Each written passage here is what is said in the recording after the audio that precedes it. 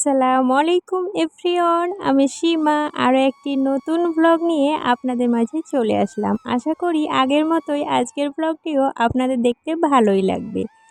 দেখতে দেখতে রোজা তো প্রায় শেষের দিকে, আর দুদিন পরে ঈদ।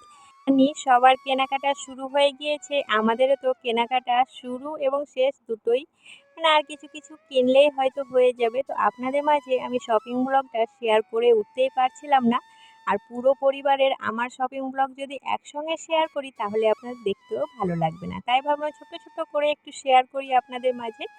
অনেক ব্যস্ততার মাঝেই কিন্তু রমজান মাসটা কেটে যাচ্ছে।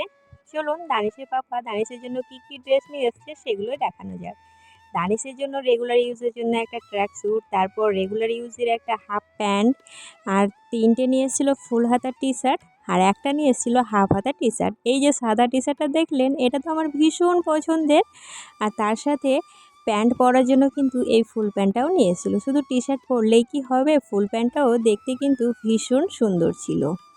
আরও একটা ভালো ড্রেস নিয়ে এসেছিলো, কারণ সবসময় তো একটা মূল আকর্ষণীয় ড্রেস থাকে ঈদের, এটা হচ্ছে দানিশের মূল আকর্ষণীয় ড্রেস। এই ড্রেসটার সঙ্গে একটা ফুল হাতা টি শার্ট ছিল, সাথে আবার একটা ফুল প্যান্ট ছিল। দুটোই কম্বিনেশনটা খুবই সুন্দর ছিল। আমি কিন্তু প্যাকেট থেকে খুলে খুলে দেখাইনি, প্যাকেটে যে ছবিগুলো লাগানো ছিল সেগুলোই আপনাদের মাঝে শেয়ার করে ফেললাম। দানিশের তো জামা কাপড় শেষ হতেই চাইছে না, ওর বড় পিসি আম্মি এই ড্রেসটা কিন্তু দিয়ে পাঠিয়েছে। রোজার আগে এসেছিলো, তখন কিন্তু দানিশকে ঈদের ড্রেস কেনার জন্য কিছু টাকা দিয়ে গিয়েছিল, তো মন মানেনি, আবারও কিন্তু একটা ড্রেস কিনে দিয়ে পাঠিয়ে দিয়েছে। ড্রেসটা কিন্তু ভীষণ সুন্দর ছিল দেখতে। দানিশ তো বলছে মাম্মি এটা আমি ঈদের আগের দিন সকালবেলায় পরবো। দানিশের তো 3টে পিসি আম্মি রয়েছে, আরও 2টো পিসি আম্মি কিন্তু ড্রেস কেনার জন্য টাকা দিয়েছে, আর বলেছে কুরবানি ঈদের সময় দেবো, তবে আমি দিতে বারণই করেছি, কারণ দানিশের এতগুলো ড্রেস হয়েছে, টাকা দিয়েছে তবু ভালোই হয়েছে, টাকাগুলো অন্য কাজে ইউজ করা হবে। তবে যাই হোক, দানিশের আঙ্কেলও কিন্তু অনেকগুলো জামা কাপড় ওর জন্য নিয়ে এসছে।